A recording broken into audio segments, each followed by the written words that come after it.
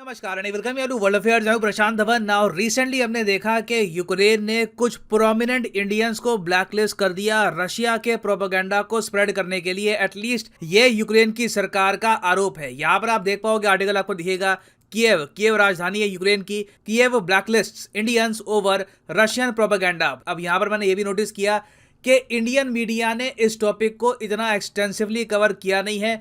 कुछ ही आर्टिकल्स इस पर पब्लिश हुए थे। फॉर एग्जांपल द वायर ने एक आर्टिकल यहां पर पब्लिश किया है कि यूक्रेन का जो centre for countering disinformation है, इसने 3 प्रोमिनेंट इंडियंस को बैन किया है।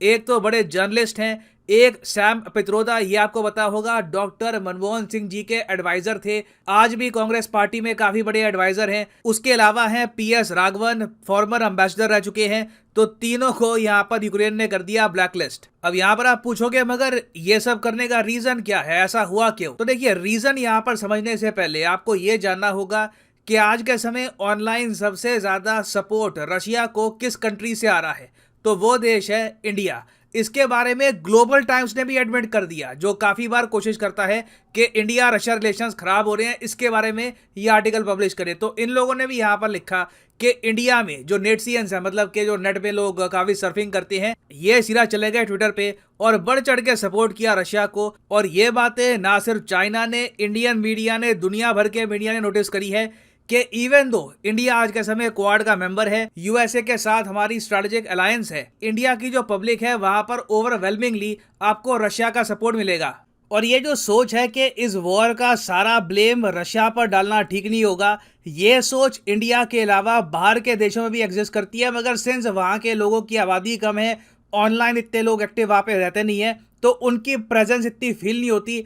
इंडियंस लाखों की संख्या में आ जाते हैं, ट्रेंडिंग पे ले आते हैं कोई भी चीज को, तो उनकी प्रेजेंस लोग फील कर पाते हैं। तो रिसेंटली क्या हुआ है कि यूक्रेन ने वेस्टर्न कंट्रीज के साथ मिलकर, जो बाइडेन की सरकार, उसके अलावा इवन बोरिस जॉनसन, कई कंट्रीज के साथ मिलकर ये डिसाइड किया कि जो लोग आज के समय प्रो रशिया बात कर रहे हैं उनको हम लोग ब्लैकलिस्ट करेंगे डिस इन्फॉर्मेशन कैंपेन के अंडर। और इसलिए रिसेंटली यूक्रेन की सरकार ने निकाली एक ब्लैकलिस्ट उन लोगों की जो इनके हिसाब से गलत इन्फॉर्मेशन पब्लिश करते हैं यूक्रेन वॉर से रिलेटेड। अब अगेन ये प्रोमिनेंट लोग हैं, journalist, author, ambassador, farmer ambassadors. तो यहाँ पर आप देख पाओगे कई अमेरिकन भी हैं, कई यूरोपियन भी आपको दिखेंगे। जो भी बाय द वे अमेरिकन यहाँ पे आपको दिख रही है ना, ये राइट विंग अमेरिकन है। यूएस में भी आप अगर देखो तो एक बहुत ही इंटरेस्टिंग समीकरण बन रहा है कि जो राइट विंग यूएस के लोग हैं वो यूक्रेन वॉर में यूएसए की इन्वॉल्वमेंट नहीं चाहते। वो लोग चाहते हैं कि अमेरिका की इकोनॉमी वीक है, अमेरिका खुद पर फोकस करे। ये $50 बिलियन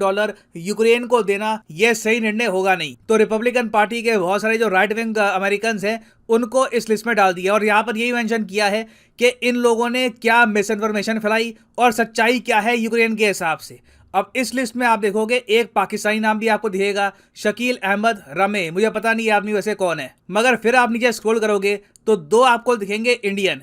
इनमें से एक है भारत के फॉर्मर एम्बेसडर PS राघवन साहब, उसके अलावा जर्नलिस्ट सईद नकवी। अच्छा, यहाँ पे आप कहोगे पित्रोदा साहब का, आप ये देखो वो अमेरिकन इंडियन है, तो उनका नाम अलग से मेंशन किया गया है, लिस्ट के नीचे आपको उनका नाम मिल जाएगा। तो राघवन साहब को भी यहाँ पे ब्लैकलिस्ट कर दिया और ये कहा कि इनकी जो स्टेटमेंट है ये मिस इन्फॉर्मेशन वाली है। राघवन साहब ने ये कहा था कि Ukraine against Russia is like NATO against Russia. और बाकियों की भी आप अगर कमेंट देखोगे तो यही लिखा है वहां पर कि जो भी यूक्रेन रशिया की वॉर हो रही है ये सिर्फ 2 कंट्री की वॉर नहीं है। इसकी शुरुआत एक्चुअली 1998 में ही हो गई थी, जब यूएसए ने एक लॉ पास किया जिसके अंडर नेटो का एक्सपेंशन स्टार्ट हो गया था ईस्टवर्ड, कि जो बाल्टिक देश है, लटविया, एस्टोनिया, लिथुएनिया, इनको भी नेटो में लेके आएंगे। यूक्रेन को भी नेटो में लाने की बात यहाँ पर पहली बार करी गई थी। तो ये बात दुनिया से छुपी नहीं है। और इंटरेस्टिंग बात देखिए, जो क्रक्स इन लोगों ने यहाँ पर ट्वीट किया या सोशल मीडिया पे कहीं पे लिखा है जिसकी वजह से इनको ब्लैकलिस्ट किया गया है, हमारे विदेश मंत्री भी ऑलमोस्ट सेम बात बोल चुके हैं। जयशंकर साहब ने ऑन रिकॉर्ड ये कहा था कि जो यूक्रेन क्राइसिस है इसकी जड़ें आपको मिलेगी पोस्ट सोवियत पॉलिटिक्स में। पोस्ट सोवियत पॉलिटिक्स मतलब कि जब 1991-1992 के बीच में यूएसएसआर टूट के बिखर गया और यूक्रेन एक नया देश बना, उसके बाद से जो एक पावर स्ट्रगल स्टार्ट हो चुकी है। नेटो ने यूक्रेन को सपोर्ट करना स्टार्ट कर दिया। रशिया चाहता था कि यूक्रेन या तो प्रो रशिया रहे या फिर न्यूट्रल रहे, तो इसी पावर स्ट्रगल में यूक्रेन इन दी एंड पिस गया। तो यूक्रेन का जो ये डिसइंफॉर्मेशन लैब है, ये यहाँ पर कह रहे हैं कि ऐसी स्टेटमेंट भी नहीं देनी चाहिए।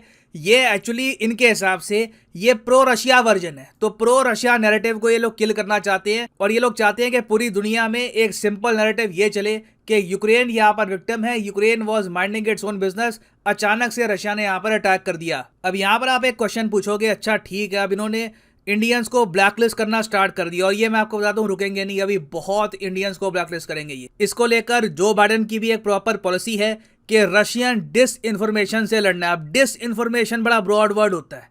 कई बार ये भी होता है कि जो मुझसे एग्री नहीं करता ना, जिसका ओपिनियन मुझसे डिफरेंट है, उसको भी टैग कर दो, ये डिसइन्फॉर्मेशन है। तो अब आपका क्वेश्चन यहाँ पर ये होगा कि क्या इस ब्लैक लिस्टिंग से कुछ इम्पैक्ट पड़ेगा। देखिए, डिपेंड करता है उस कंट्री की गवर्नमेंट पे कि क्या ये यूक्रेन की ब्लैक लिस्टिंग को सीरियसली लेती है या नहीं लेती है। अब मैंने यूके में देखा कि एक जर्नलिस्ट था, वो ट्विटर फेसबुक पर काफ़ी एक्टिव था, यूट्यूब पे भी एक्टिव था। यहाँ पर आप देख पाओगे इनकी फोटो, ग्राहम फिलिप्स इनका नाम है, प्रो रशिया यूके जर्नलिस्ट हैं।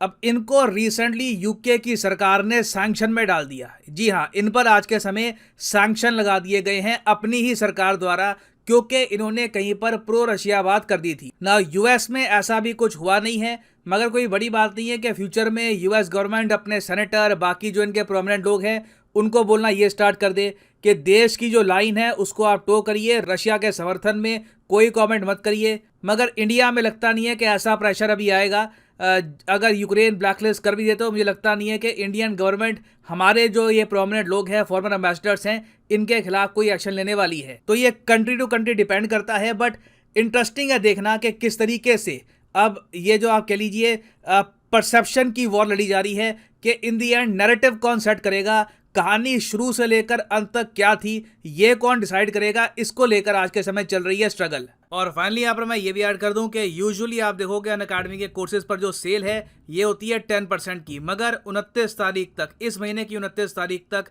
एक 20% की सेल चल रही है। तो कमेंट सेक्शन में जाओ, यहाँ पे आपको मिलेंगे वेरियस एग्जाम्स के links, UPSC, SSC, bank, IIT, JEE. Simply यहाँ पे आपको करना है अपने लिंक पर click. For example let's say आप प्रिपेयर कर रहे हैं फॉर यूपीएससी, क्लिक करिए यूपीएससी पर और आपके सामने खुल जाएगा ये पेज और यहाँ पर आप परचेज कर पाओगे the course of your choice. सीधा यहाँ पर आपको डिस्काउंट मिलेगा 20% का। The prices will fall a lot. ये जो सेल है एक्सटेंड करी गई है, यहाँ पर आप देख पाओगे ऑफर एक्सटेंडेड, 29 तारीख तक ये सेल चलेगी, उसके बाद ये डिस्काउंट आपको इतना नहीं मिलेगा। So use a code PD10 and save money. So इसी नोट के साथ ये है वीडियो का अंत। Thank you for listening and as always God bless you all.